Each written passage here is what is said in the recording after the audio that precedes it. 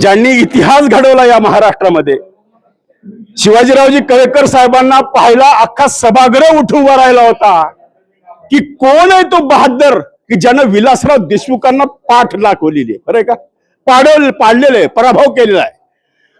शिवाजीरावजी हा इतिहास आहे लातूरचा. ज्यावेळेस लातूरचा इतिहास लिहिला जाईल त्यावेळेस तुमचं अक्षर सुवर्ण अक्षरानं तुमचं नाव लिहिलं जाईल की लातूरची एकाधिकारशाही आणि घराणेशाही संपवण्याचं काम जर कोणी केलं असेल आमच्या शिवाजीरावनी केलंय. शिवाजीराव, काय लातूरकर आता या महानगरपालिकेच्या बाबतीत तुम्ही आव्हान करू इच्छिता?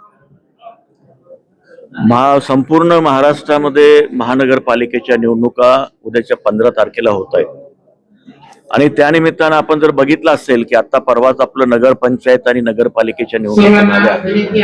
ज्या निवडणुकीमध्ये जवळपास 2/3 हे या ठिकाणी भारतीय जनता पक्ष आणि मित्र पक्षांना त्या ठिकाणी जागा मिळाली.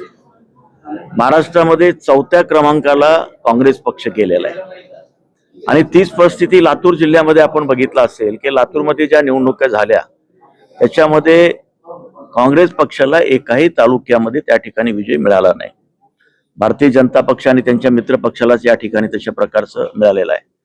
आणि एकूण जी परिस्थिती आपण बघतोय संपूर्ण महाराष्ट्रामध्ये आणि देशामध्ये, देशाचे पंतप्रधान नरेंद्र मोदी साहेबांनी ज्या पद्धतीनं देशाला पुढे घेऊन जाण्याचं काम केलेलं आहे, शेतकऱ्यासाठी, सामान्य माणसासाठी, व्यापाऱ्यासाठी, तरुणासाठी ज्या प्रकारच्या योजना राबवल्या आहेत, त्या सगळ्या योजना जर तुम्ही बघितलात तर आजच या ठिकाणी अशा प्रकारची माहिती आलेली आहे की देशाची जी गतिमानता होती ते 6.5% होती, ते आता 7.6 वरती आता या ठिकाणी म्हणजे या चालू वर्षामध्ये जे आपण बघितलं असेल की जगामध्ये 4थ्या क्रमांकावरती भारत देश आहे.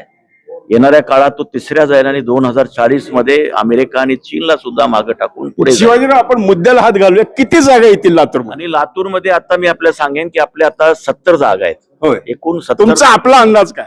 नगरसेवकाच्या 70 जागा आहेत.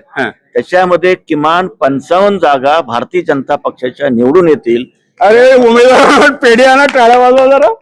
या प्रकारचा विश्वास आम्हाला आहे. कारण लातूरमध्ये ज्या पद्धतीनं आपण बघितलं असेल की लातूरमध्ये आतापर्यंत जर मध्यंतरीचा काही 1-2 घटना जर सोडल्या तर या ठिकाणी काँग्रेस पक्षाची सत्ता इथं राहिलेली आहे.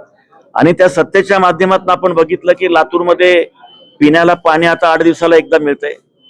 ते मांजरा धरणातनं पाणी आणण्याचं काम आम्ही. मला काय म्हणायचं शिवाजीराव की पुन्हा 30 वर्षापासून नवं ते हवं. आता कवा द्यायचं? 30 वर्ष झाले अजून लातूरकर वाट बघतायत की नवं कधी येणार आहे.